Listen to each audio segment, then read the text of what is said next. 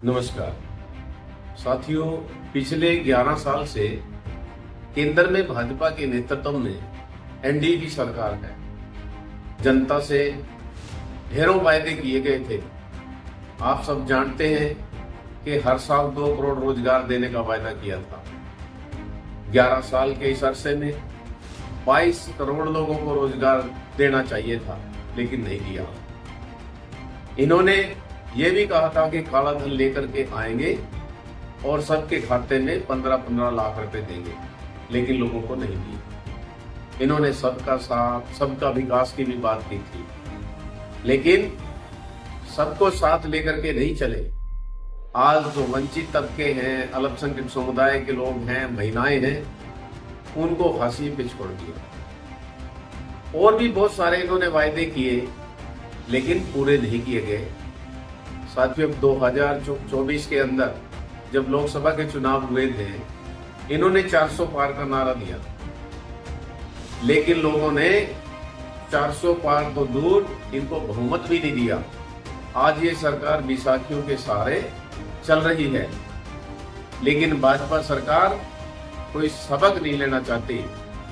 इन्होंने अभी 2025 के अंदर नवंबर के महीने में मजदूर विरोधी 4 नए लेबर कोड्स का नोटिफिकेशन जारी किया।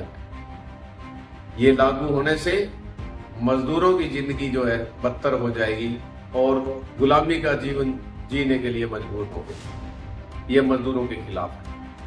इसी तरीके से जो गांव के गरीबों की जीवन रेखा कहलाई जाती थी, मनरेगा को खत्म कर दिया गया और मनरेगा में से महात्मा गांधी का नाम हटा दिया गया, क्योंकि ये राम जी को साथ लेकर के आए। बीबी राम जी कानून इन्होंने बनाया है, जो एक धार्मिक चाशनी में लपेट करके लोगों की भावनाओं से जोड़ करके ये मनरेगा को खत्म किया गया है।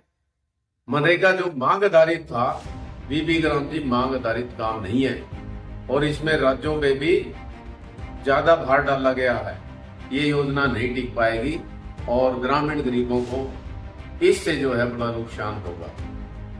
और इसी तरह से बिजली संशोधन बिल, जो हमारा सार्वभौमिक जो ढांचा है, उसको निजी हाथों में सौंपने के लिए सरकार ये बिजली संशोधन बिल लेके आ रही है।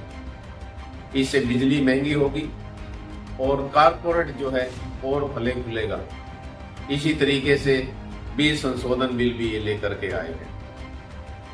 और अभी पिछले दिनों जो भारत और अमेरिका की जो डील हुई है, ये डील बहुत असमानतापूर्ण है। इससे देश बर्बादी की तरफ जाएगा और यहाँ के जो व्यवसाय हैं, खेती बाड़ी है, उसको बहुत बड़ा नुकसान होगा और देश में बेरोजगारी बढ़ेगी। एक तरफ तो ये कहते हैं हम विश्व गुरु बनेंगे, विश्व कुटुंबकम की बात करते हैं, लेकिन आज जो अमेरिका का राष्ट्रपति है डोनाल्ड ट्रंप,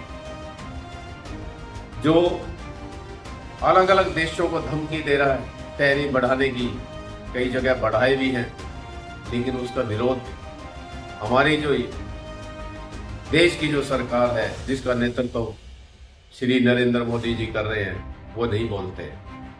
अब ईरान में इजराइल के साथ मिलकर के हमला किया गया। वहां पे प्राइमरी स्कूल की जो लड़कियां थी, उनके ऊपर बम बरसाए गए। करीब 170 जो है बच्चियां वहां पे मारी गई। एक शब्द भी उसके ऊपर नहीं बोला गया। अमेरिका जब कहता है कि आप रूस से तेल नहीं खरीदोगे, तो सरकार मान लेती है। जब कहते हैं कि आपको 30 दिन की मोहलत मिलेगी रूस से तेल खरीदने की, वो भी सरकार स्वीकार कर लिया। साथियों, ये समझ में नहीं आ रहा, ये ट्रंप जो है यहाँ पे सरकार चला रहे हैं, या जो अपने आप को ये प्रचारित करते हैं कि ये सरकार जो है डबल इंजन की सरकार है। आज देश को बहुत पीछे धकेला जा रहा है। हमारी जो परंपरा रही है, साम्राज्यवाद के खिलाफ लड़ाई लड़ी है, भगत सिंह जैसे नौजवानों ने जो कुर्बानियां दी है साम्राज्यवाद के खिलाफ लड़ते हुए, और भगत सिंह ने तो कहा था कि एक देश दूसरे देश का शोषण न करे, एक आदमी द्वारा दूसरे आदमी का शोषण ना हो। मैं एक ऐसी व्यवस्था जो है लाना चाहता हूं जिसे वैज्ञानिक समाजवाद कहते हैं। आज उस विरासत को पीछे धकेला जा रहा है और साम्राज्यवाद को फलने फूलने का मौका दिया जा रहा है। ये केंद्र सरकार की जो जन विरोधी नीतियां हैं, जो देश की मेहनत जनता को जो बर्बाद कर रही है, भारत की कम्युनिस्ट पार्टी मार्क्सवादी